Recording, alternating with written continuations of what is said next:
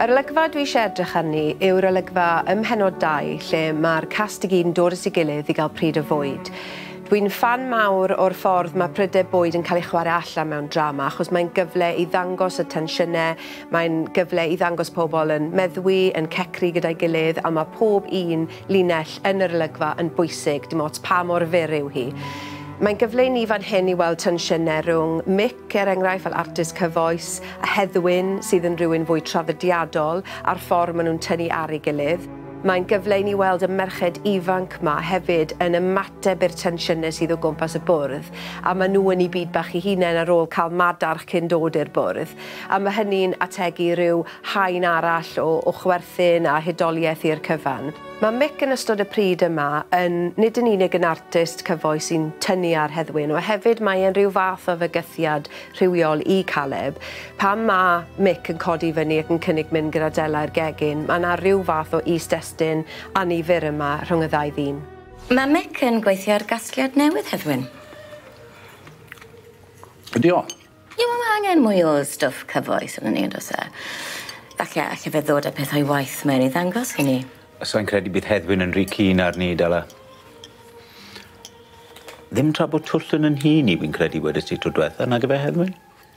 Mae Greta yn gymeriad reit unigryw sydd wedi profi colled enbyd o golli mam hi, ond mae hefyd ganddi ysbryd i mam sydd yn chwareus ac yn mwynhau tynnu ar bobl, a mae ei wybodaeth hi o pethau llysieuol a'r peirlysiau yn bwydo mewn i'r olygfa wrth bod hi yn chwarae gyda pobl trwy sôn am yr hemloc a beth mae'n gallu gwneud i chi.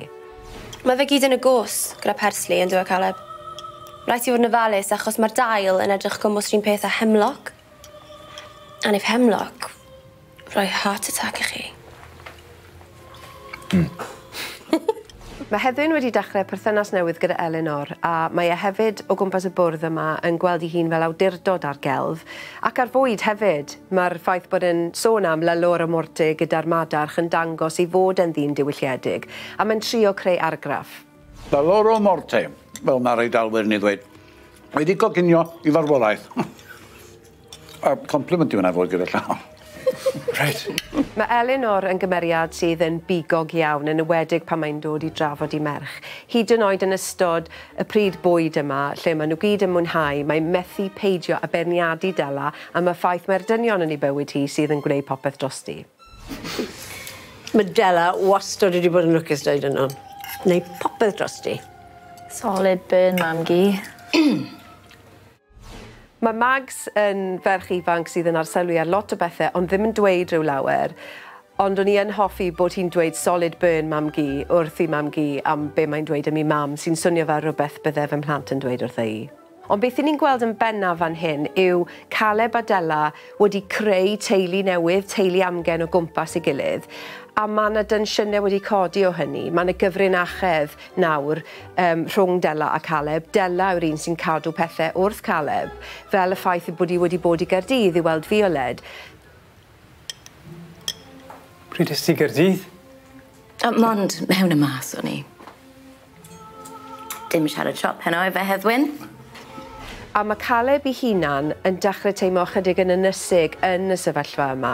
A dyna pam o'n i eisiau creu yr ymdeimlad yma, bod yr holl bobl yma yn dechrau creu rhyw bond gyda'i gilydd heblaw amdano fe.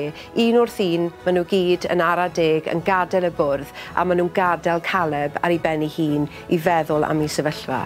Gobeithio fydd hynny yn rhyw faint o fewnwelediad i chi o broses creu Yr Amgueddfa. Gobeithio newch chi fwynhau.